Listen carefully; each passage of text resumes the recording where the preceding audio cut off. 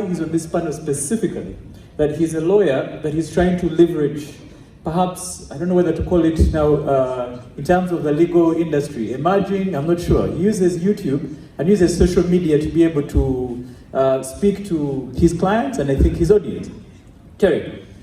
So maybe just as an introduction, Terry is a young lawyer, an advocate, a trained mediator, currently working at the Uganda Electricity Transmission Company Limited in Uganda, in its legal department.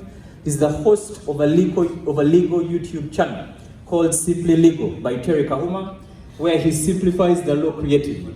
And he's also the CEO of a legal mobile application called Firmeron. And so Terry is going to share with us on the legal practice of tomorrow. And the first question which I mentioned is the way in which legal practice is practiced, in which the law is practiced changing? And if so, tell us about how you're doing that.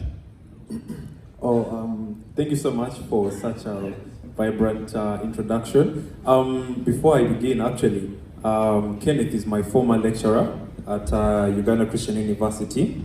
He lectured me intellectual property rights 1 and 2. And actually I was discussing with him and he told him that part of my innovations was because he, back in school, inspired us so much to think without a box. So Ken, thank you so much for inspiring me years ago. And I guess here we are now chairing the same panel. Thank you. Once again, my name is Terry Kahuma. I'm a lawyer, trained mediator. I work with Uganda Electricity Transmission Company Limited. And I'm also the host of Simply Legal by Terry Kahuma. And I'm also the CEO of our legal mobile app, which is called Firmeron. I'll get to the YouTube channel and the app in a minute. I want to first answer Ken's question. I think currently, with the way the law is being practiced, I'll give a yardstick of Uganda. I'm not too sure about other jurisdictions, though I have done research on Kenya and Tanzania.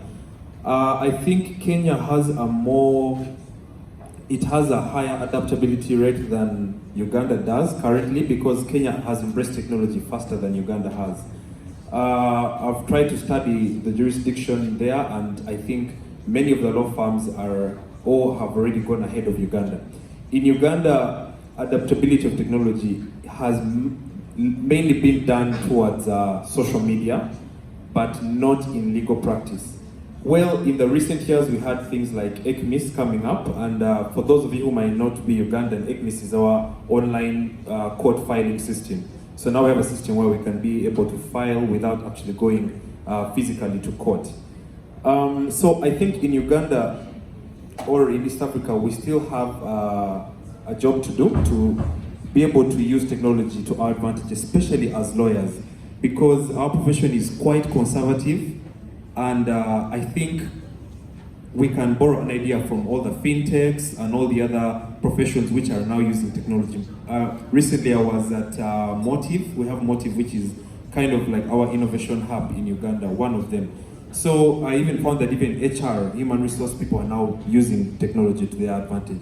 I think as lawyers, if we use technology to our advantage and we come up with all these other different innovations which are going to impact the society and also be able to push the profession further, I think we are going to have a very good run with our profession. As the young lawyers, or might I speak for how I've used technology? I'll start with the YouTube channel. I don't know whether... so let me just give a brief showcase about it. No, that's the app. Let's go to the channel. So this is an app. I'll come to the... I'll start with the YouTube channel. The person with the... Maybe I can be able to help him. I think, Terry, you can perhaps just describe the channel as he's... Okay, so you can go a bit up. You can just go... So this is my YouTube channel. During the COVID-19 pandemic, I came up with this YouTube channel. It's called Simply Legal by Terry Kahuma. So part of this is that once COVID-19 came out, I decided to think creatively and think without having a box. So I said, how am I going to make an impact in society? because I wasn't going to make any money from this. I just said, you know what, let me just use what I learned in law school to my advantage, or to the advantage of the community. So fast forward around May of 2020, I said, you know what, let me just create a YouTube channel where I give free legal advice. So this was one of my ways of using technology to our advantage.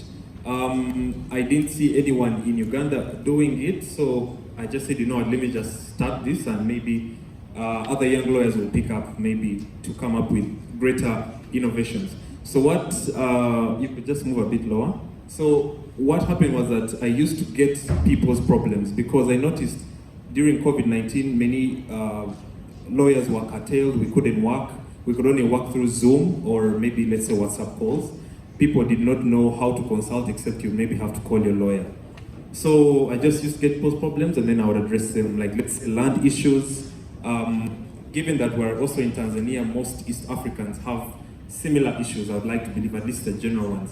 Land issues, criminal issues. So I'd get people's problems, and then I address them on the channel. At least I get like a video of like 10 minutes or 5 minutes, or at most 15 minutes, and I would address it on the channel. So currently, I've gotten about 3,500 subscribers in the past 3 years. And yeah, that's basically it for the YouTube channel. Now, coming towards that, would you like a brief video? Like a whole, okay. So this is a brief introduction about how the video is, what the channel is about. I don't know whether you can be able to increase the volume. The sound? Yeah, the sound. And the network, the video seems to be a bit seeding. But this was just a brief introduction of what the video is. What the channel is, what we offer on this channel. Because there are about like 3 people I work with who are videographers, editors.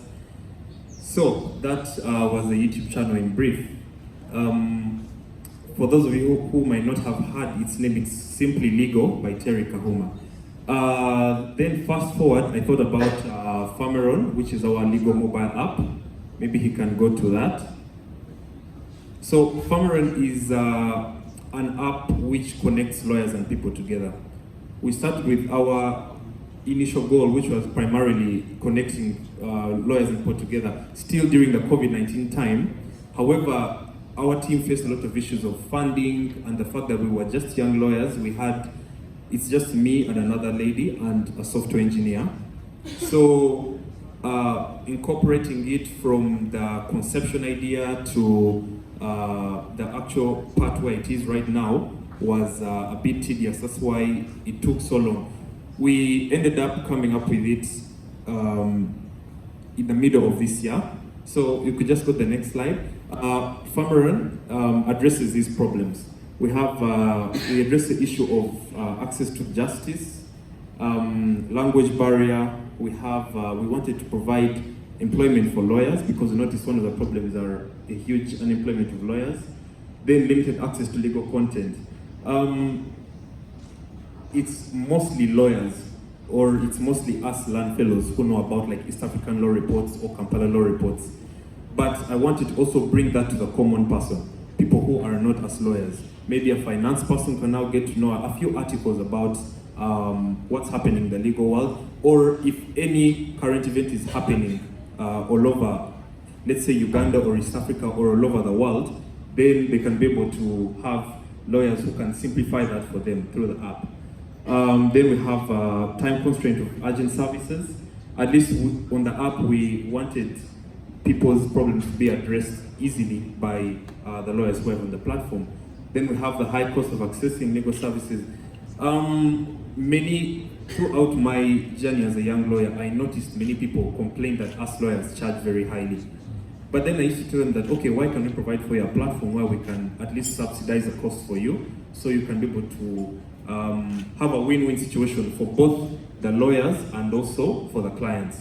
So this was basically a legal marketplace for us lawyers. On to the next slide. I'll just be very brief.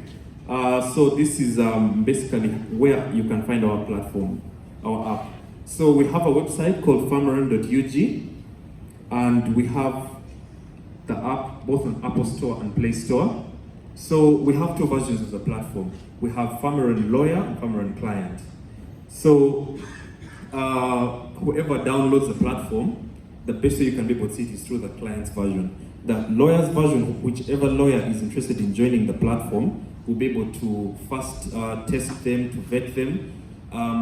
Currently, we have started working with a few individuals from EALS to be able to see whether we can trust these lawyers. Are they actually advocates? If they're advocates, are they enrolled? Then, if we also want to provide work for just normal lawyers. On to the next slide. Yeah, so this is basically our solution in brief. We are just addressing the problems directly from what we had seen earlier. We provide easy access to legal services like consultation. If someone wants a lawyer on demand, they can be able to go on the platform. Then language options. This one is a bit tricky because we wanted to include block languages for the current version that we have right now, but that's a bit tedious because it's quite cumbersome to put many languages. So we decided to come up with just the normal languages we have in Uganda that everyone can understand, like Luganda. We are currently trying to include Swahili, maybe Luo, at least languages which even someone who is not directly linked to that language